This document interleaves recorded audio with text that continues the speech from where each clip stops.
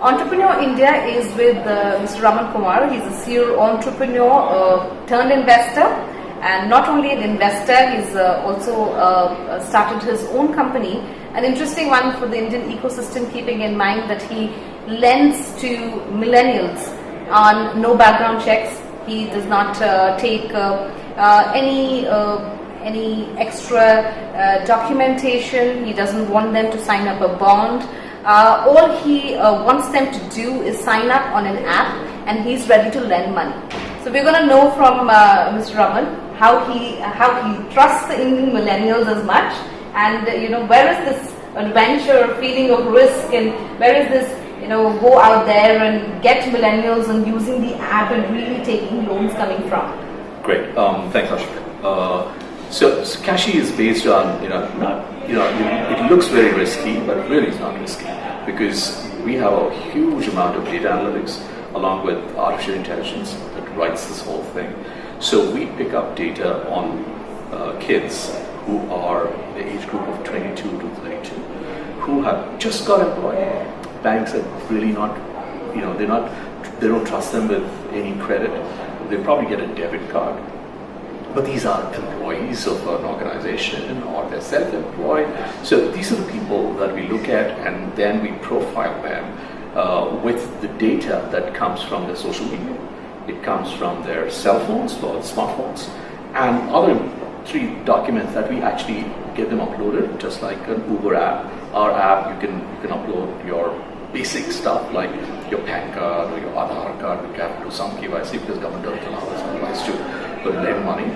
When the whole process is completed, it takes 8 minutes for the loan to go into his bank account. So we are currently, we launched this in April of 2016, and currently we are about 1.5 to 2 crores per day.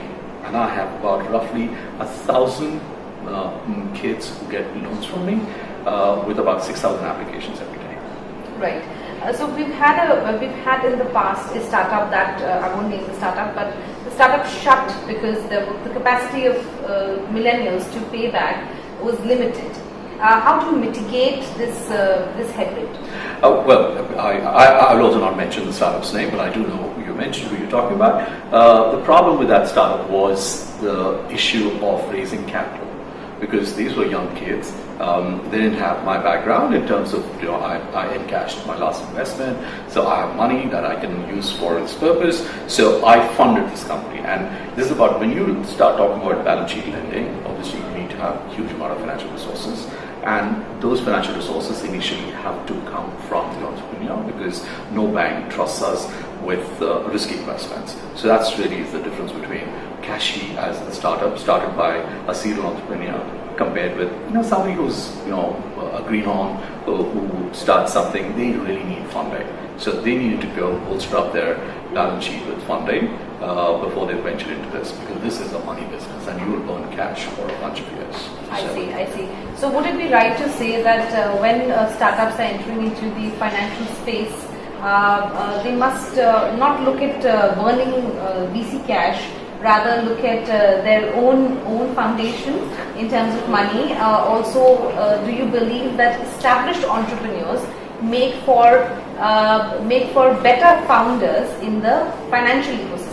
I think so, because if you're just a marketplace and it's based on let's say your technology and you're bringing a whole bunch of players together, then it's a different ball game altogether. But if you're going to lend on your balance sheet, then you need to figure out where the money is going to come from.